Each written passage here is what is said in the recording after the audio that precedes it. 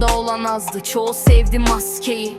Para kirli, yol çamur ama başım hala dik. Karanlıkta yürürken öğrendim ışığı ben kendim yakmayı. Adalet terazisi kırık, suçsuz olan yorgun. Sessiz çığlıklar sokakta, duyan yok. Kulaklar kör bugün, geçmiş iz bırakır silinmez. Kazınır derine ama pes etmek yok. Bu ruh diz çökmez kadere.